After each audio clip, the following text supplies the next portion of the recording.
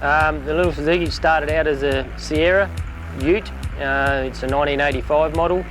We first started racing it in 1996. We painted it all up in the original colours it's got now in 96 and haven't done too much damage to it since. A lot of modifications in that period of time to try and get it to be competitive with the bigger cars, so we can be competitive. So the engine runs a Suzuki Swift GTI engine. Most of the modifications I've done myself through experiments over the years, but the engine's been in there since '98. We run the standard gearbox, transfer case, diffs. We have put chrome molly axles in the diffs now. Yeah, suspension, we have nearly 300 mils of travel in front and rear. Oz shocks on all four corners, coilovers on each one, and a bump stop, gas bump stop on the front. The first meeting I came down from Katherine in 1987, I did sweep, did it for a 6-hour event. That was my first introduction into the Alice Springs Off-Road Club and off-roading. From then on I started to race a buggy and had mixed results with that. We entered 2 Finks and didn't get there. And then in 1996, when we were changing our plans, we decided, a friend of mine, to race the Suzuki, so we got that going and we've been racing it since 1996. We've been down to Millicent 3 times. We've won the South Australian 4-wheel drive Extreme Championship down there in Class 8 in 1999. The Fink we've entered, the first time we entered was in 96.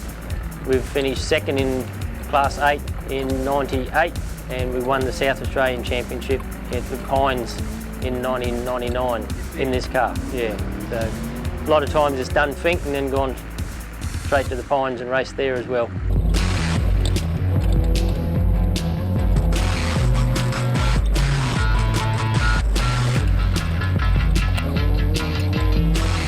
My dad's been helping out Ken with the car, so Ken lost his navigator, he had a different sport, and then Dad asked me if I wanted to jump in, and since then haven't stopped. This is the 3rd year now that I've been navigating, so same car and yeah, same club, so it's great. You need to be aware of obstacles on the track. Like just this race, we had a kangaroo jumping beside the car. So you just got to watch out for that. Watch out for cars behind, in front. You need to watch the gauges, know what you're looking for. No one really expects a young girl to get into this sport, but now one of my good friends that I went to school with, she's now navigating for her dad, and there's a few other girls as well that have joined up in navigating. Lots of younger guys are coming in and navigating, and then they want to jump in the wheel and have a go, so yeah, heaps of younger guys coming in. Yeah, the Alice Springs Off-Road Race Club, compared with other clubs, is probably a bit unique.